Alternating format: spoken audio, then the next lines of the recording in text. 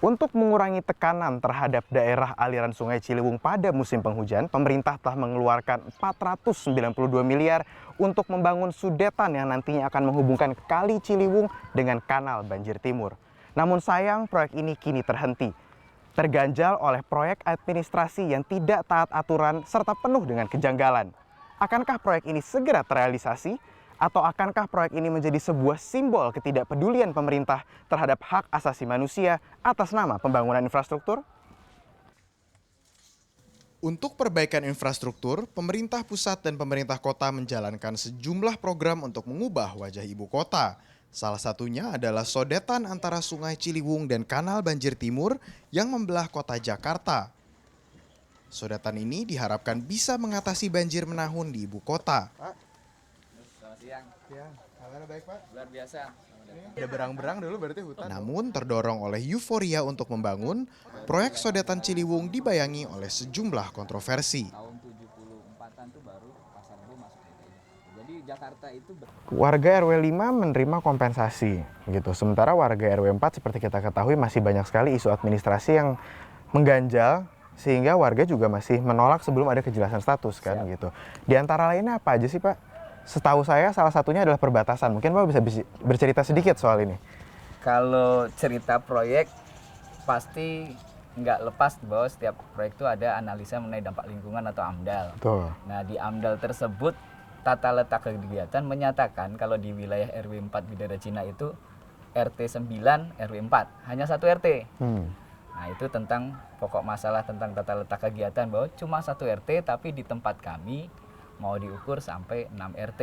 Ketika bertambah nih dengan SK Gub yang baru, SK Gub 2779 tahun 2015 kemarin, itu melebar jadi 10.000 meter, maka arahnya bisa kami satu RW hilang semua. Satu RW hilang semua.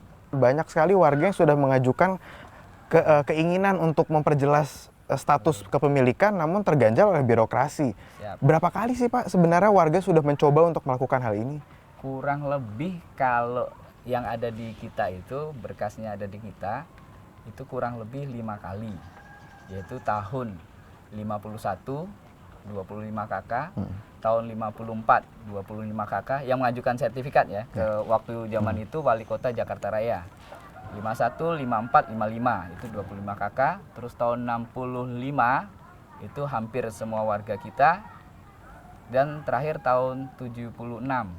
Nah, yang muncul itu yang ada hasilnya ya 2 itu, jadi sertifikat 2. Cuman di kita rata-rata punya IMB, izin mendirikan bangunan. Ada juga yang punya buku biru perumahan. Berarti secara tidak langsung memang sebenarnya pemerintah mengakui ada kepemilikan atas tanah yang ditempati dong. Siap. Markus menambahkan, hal lain yang menjadi isu bagi warga RW 4 adalah negosiasi kompensasi yang tidak menjunjung asas keterbukaan serta kepatutan. Untuk mendapat kompensasi, warga diminta untuk membuktikan dokumen kepemilikan tanah yang tidak pernah diproses dan diberikan oleh Badan Pertanahan Negara serta otoritas setempat. Sesuai dengan peraturan pemerintah, masyarakat yang terpengaruh harusnya dilibatkan dalam diskusi oleh pemerintah selaku pelaksana proyek. Namun ada indikasi penyalahgunaan tanda tangan warga dalam konsultasi AMDAL. Pengurus RT RW tidak merasa pernah menerima surat undangan untuk konsultasi publik ini. Dan salah satu ketua RT yang benar-benar terdampak di proyek ini tuh sampai buat pernyataan bahwa dia nggak pernah terima surat undangan untuk konsultasi publik AMDAL. Pembangunan proyek sudetan ini kini tidak dapat dilanjutkan karena warga RW 4 Bidara Cina melayangkan gugatan di Pengadilan Negeri Jakarta Pusat. Sidang berikutnya dijadwalkan pada hari Selasa Februari 9, 2016 untuk mendengarkan tanggapan penggugat oleh Majelis Hakim. Rama Aryadi, Jakarta.